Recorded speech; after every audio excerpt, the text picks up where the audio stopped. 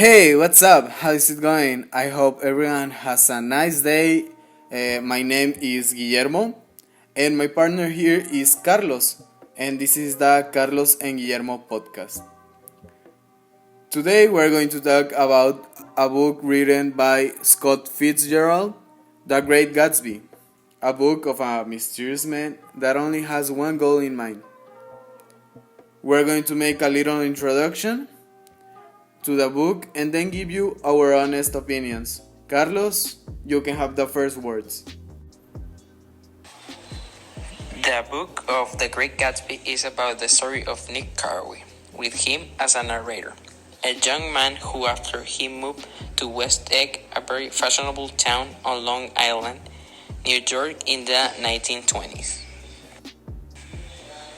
The book begins with our protagonist newly arrived at his new home, and with his cousin inviting him to his home, where he meets Tom Buchanan, the husband of his cousin Daisy, and Jordan Baker, a distinguished golfer.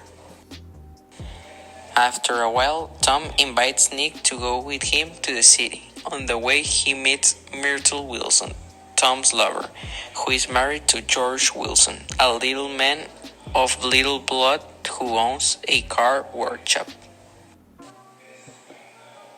Nick lives next door to a large mansion owned by Mr. Gatsby, a mysterious character who throws parties at his mansion every Saturday.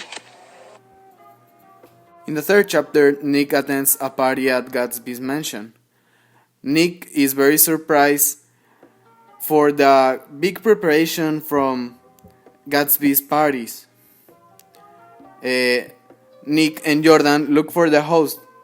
We must remember that Gatsby is still a very mysterious person. After a short time, Gatsby introduces himself to Nick. The narrator, Gatsby, clarifies that it may appear that he just lives partying and getting drunk, but actually, he spends most of his days working. In chapter 4, Nick begins to hear rumors about the true identity of Gatsby. That maybe he's a nephew of a Kaiser, or the nephew of the president of the Weimar Republic, or perhaps a smuggler of liquor. Remember, it's necessary that we are in the era of prohibition.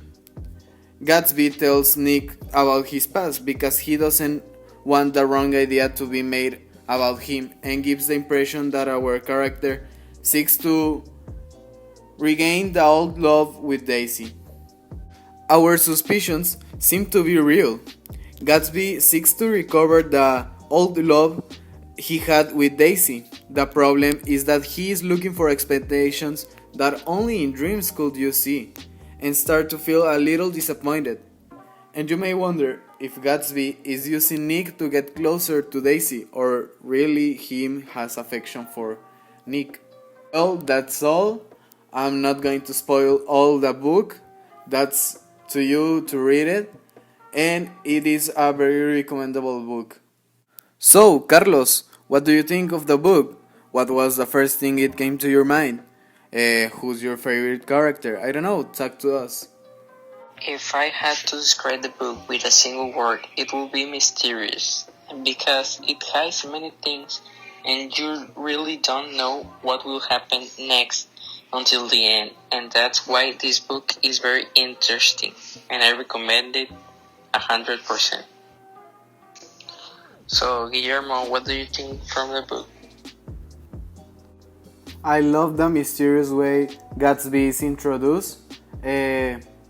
I love the independency of women in this book. And that's all. What's your favorite character, Carlos?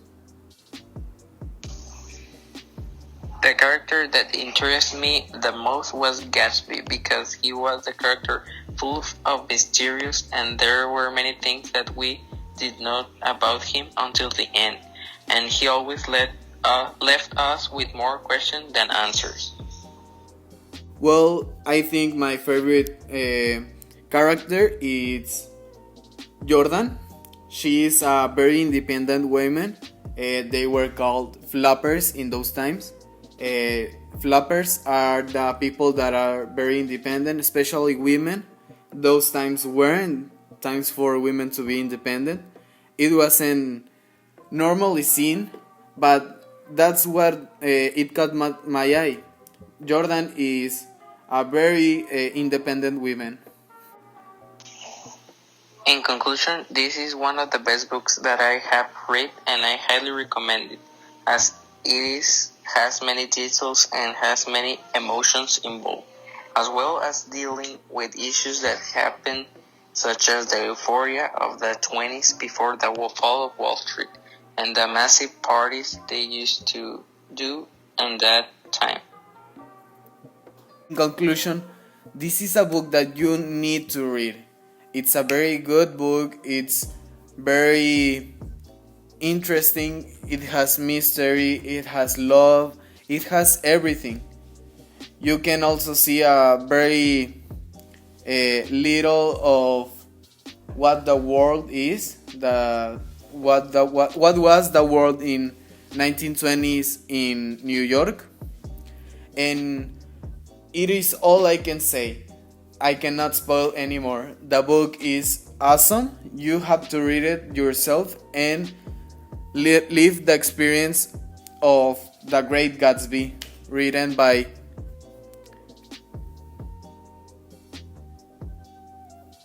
Well, with this, we finish the podcast. Have a nice day. Thank you for your attention. We recommend you to read The Great Gatsby. It's been a pleasure to be here. Thank you. Bye.